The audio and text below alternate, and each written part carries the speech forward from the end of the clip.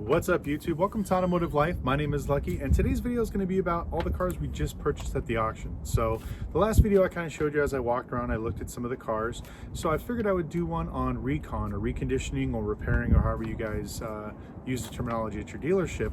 So right now I'm sitting here in the sea of cars or buckets that we've basically either purchased at the auction or came in as repos. So usually what we do is we line them all up here, which I'm going to walk around and show you guys a little bit on the process and procedures of what I do and how I manage this nightmare.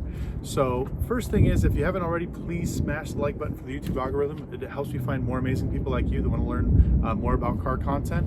Also, if you can subscribe, like I said, I'm posting more and more content every week and every month on this channel. So please do, I truly appreciate it. We just broke 20,000 subscribers. We're hoping to get to 30,000 before the end of next month. Let's just keep it growing. I appreciate it so much. And without any more shameless plugging, let's get into the video. We're officially at the stage that 90% of the dealers hate, which is recon, reconditioning. This is where a lot of dealers lose a lot of money very quickly if you don't know what you're doing. Now, we spoke in the other video about, if you don't have a shop, don't buy a lot of cars that need a lot of recon. And a lot of times, if you don't know mechanically about cars, try to learn more about that than like other things before you start buying, because some of these things will help you as you start purchasing your vehicles down the road. Because I watch a lot of dealers, they'll buy cars at the auction because the book is right, but then they find out, like Chrysler 2.7s are junk motors. Most of the Ford Focuses 2012 to 2016 have CVT transmissions that are junk. Same thing with older Maximas. Volkswagen Touaregs have a bunch of mechanical and electrical issues. Certain cars have certain issues that cost you a lot of money. So before we get into how I set up my thing and how I kind of run through it, I recommend taking some time and learning these things. Now, everybody keeps asking me, is there a website, is there a list you go to? Unfortunately, no. I would recommend sitting down with the mechanic and talk to them and see some of the common issues they see on the vehicles. There's also a thing called a TSB, which is Technical Service Bulletin. If it's a big enough problem on a vehicle, they make it public record. So if you type in Honda TSBs, it'll give you all the TSBs for Hondas and break them down in years. So that's probably the best way I would say of looking at that, but mostly from dealers, mechanics, even your own experience, because I have some friends that religiously buy certain vehicles for certain reasons because the recon is low. I love Hyundais. People laugh, but I get them cheap at the auction. They're cheap to maintain and they have a lot less issues than some of the other vehicles out there. Unfortunately, a lot of people don't take care of them, so when they get beat up, they're pretty rough. But the same thing can go for Hondas, Toyotas, Focuses, all that other stuff too. So I would just recommend doing that first. So what I'm going to do right now is I'm going to kind of walk around, show you the cars, everything else. We're going to come back here and then we're going to go over exactly what we do and how we start everything. Okay, the first thing we do once we get the cars from the auction is we kind of line them up here. We do almost like a triage. If it runs and drives, let's put it in this section over here to my right. If it has any type of issues like transmission issues, stuff like that, but it still moves, we put it over here to the left. Now, if we have something that's like mechanically broken or damaged, which you can see behind me, we have some cars we bought from Copart and IAA, you can see some front end damage, stuff like that. All the cars that are non-runners, we stick them on the other side, so this way we don't have any issues when it comes to moving these cars in and out to check them out.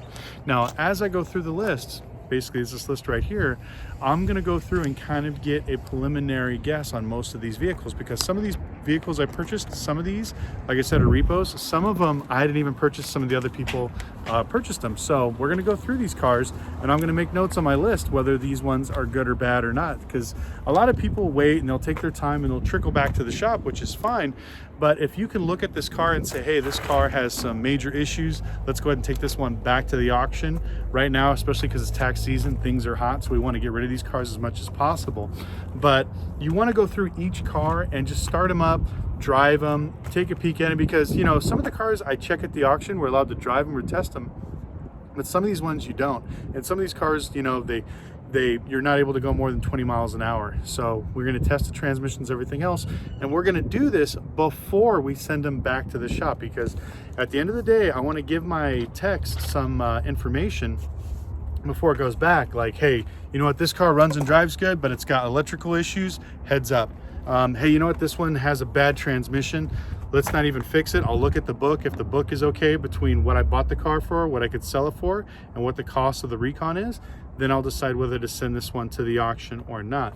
But the preliminary one, like I said, is just to get a little bit of an information as far as what's wrong with these vehicles, and to get a better look when you're actually getting there. Because, you know, sometimes when we're in the auction, it's really busy, you're running around, and you may look at this car and say, wow, this is a great car, it looks good. But then once you pop the hood, you may see stuff like the wire's been Mickey Moused, it's got some other issues. Maybe upon further inspection, you realize that maybe this was painted over 2-3 times, has some rust in the wheel wells, something like that, you know, stuff that you didn't see before. So I'm gonna go through the list today, and like I said, we're gonna walk through and kind of just show you some of the different cars and what I look at. Okay guys, I just found a great example of why we want to double check some of these vehicles. Now, if you look at the outside of this vehicle, it looks great, it runs and drives good. It's only got like 55,000 miles, it's 2016 Fiat. I got it for pretty cheap. Overall inspection of looking at it, it looked pretty good, but once we got underneath, we saw that it was actually smashed, and basically this whole front end here is put together. The top end, the top of the radiator support, which I usually look at, is in good shape, but underneath it's really bad. So I didn't see it at the auction. I just kind of looked over briefly and drove it around the block, and it was good to go. So these are some of the things. So what we're going to do now is we're going to polish the headlights on this, detail it really good, and we're going to send it back through the auction, because after looking at the frame issues, if we were to repair it, our margin wouldn't be big enough to make any profit. So we're going to go ahead and send that one to the auction. So I think the hardest thing for most dealers to do is to realize when they're wrong. We all make mistakes. Every dealer's going to brag about how much money they make and everything else, but I'll tell you, a lot of dealers lose a lot of money, and it's not because, most of it, well, I'll be honest, most of it is ignorance and ego. But you know, sometimes things happen, you know, like this car right here. You know, I looked at it overall, it looked pretty good. We looked underneath, we saw the subframe was bent and the cradle didn't line up that well, and they kind of Mickey Moused a bolt through there and hammered it. You know, I wasn't able to look at it, but you know what? I'll take it to the auction. If I lose $300-400, it's better losing $300-400 now than once I get into the repairs. God knows how much money I'm going to spend. So like I said, a lot of dealers are always bragging about how much money they make, but this is something to mitigate your risk. Most dealers will be like, well, I already bought it, I'm just going to put the money in there, and you keep putting money into a losing vehicle, and you're chasing that rabbit, and you're going to lose all your money. It's better just to, you know, chalk up your losses, go get another car, because like I said, there's never a shortage of cars. Right now there's a shortage of cheap cars, but that's why I want to take this one back there, because I think I paid like $3,800 for it. So I think MMR is like 42, so I'm hoping to get 38 to 42, maybe even more now, because tax season's in full swing and people are going nuts at the auction. I love older Rangers. You guys are gonna laugh, these are one of my favorite sellers. You know, I always tell people, you know, don't buy fancy stuff. Like, we do sell expensive cars, excuse me, we do sell expensive cars, but we make more money on stuff like this. And plus, I know these cars in and out. Usually once I look at them, I look for the common problems. This is the 2.4, so it's got the head gasket issues, but everything seems fine. Motor works great. It is a manual, which is awesome. Those are pretty rare. But, you know, find what works for you, what makes you money, you know, because if you look behind me, we got a pretty diverse group. We got, you know, Arcadias, we got some Hyundais, the Mazda I was talking to earlier, another Ford Ranger, you know, so we try to get a little bit of everything. And not only, like I said, regular cars that are running and driving, which are all the ones behind me. If you saw against the fence there, you could see all the cars that are salvage, rebuilt, maybe mechanical issues, stuff like that, where we know that we can make a few dollars on and we can get a bargain on. So what I tell most dealers, you know, is you know, stick to what you know, but don't be afraid to venture out a little bit with some of these other cars when it comes. Sorry about that, big wind gust came. So unfortunately, I'm shooting on my phone, not my actual camera, so it won't be as nice. So if my audio is pretty bad, I apologize. But what I was saying was basically, you know, I always recommend staying to what you know and learn that as best you can before you venture out, because trust me, they see people like us, we got, you know, hundreds of cars, and we're doing wreck cars, new cars, salvage cars, you know, everything else. You know, find your wheelhouse and stick in it and really build your system. Because like I said, if you love Hyundais or Mazdas and that's the big thing in your area, or you buy like 80s 90s trucks and you sell them really well, stick to your niche, grow it, build your business, you know, and then learn that recon and save yourself the money, because like I said, the recon costs will literally destroy you when it comes to your profits. So the reason why I wanted to make this video is, you know, we're talking to all my friends at the auction, they keep buying these cars that are so overpriced. You know, every time I look at a car, I'll just think of like what it's going to cost. So okay, so right here, this is an Audi A5. I automatically know the transmissions in these things are junk. So I automatically buy it about $1,200 below what it's supposed to go for, because I'm planning on, worst case scenario, buying a transmission. Now, if the transmission's great, fantastic. But if the transmission's bad, I'm not going to screw myself. I'll be right there at MMR. So I lose a lot of these deals because people will pay MMR for these, but that's just the way my brain works. I will not pay above it. So here's another one, this BMW, these ones have problems with the actual valve covers, because that's part of the EGR valve, as well as some of the fuel pumps. They have these emission problems and evap leaks that never go away. But we know those, so we bid accordingly. The Ford Focus right behind me, these ones have, like I said, transmission issues. I will bid $1,200 less because I know that more than likely this transmission is going to have an issue. Once you start thinking this way and bidding this way, you'll be good to go, because you'll have that knowledge of knowing that, you know, these particular vehicles have these type of issues, so you bid accordingly. So there's nothing wrong with leaving the auction and not buying any cars. It's embarrassing when you have, like, my friend's cars, which I won't show you his dealership or say his name, but he's not too far away from here. He's got 67 cars on his lot and only 10 of them run and drive, because the rest of them have major recon. They can't pass smog, so he can't legally sell them here in the state of Nevada.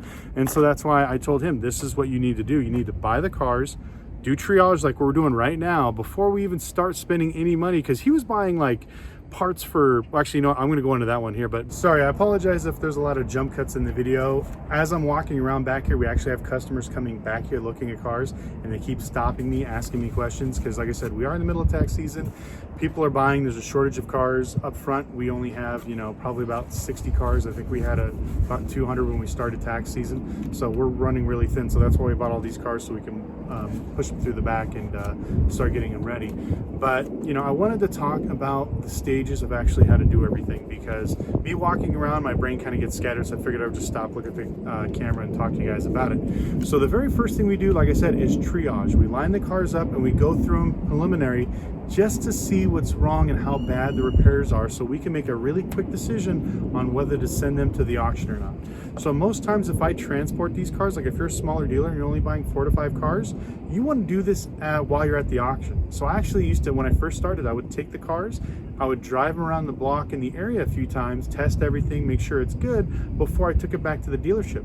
Because if I started looking at it and I heard it overheating, the motor was clacking, maybe the transmission was slipping in 5th gear, I would literally take it right back to the auction and send it back through, so I wouldn't have to mess with it. I wouldn't have to take it back, waste my mechanic's time looking at it when we know we're not going to fix it.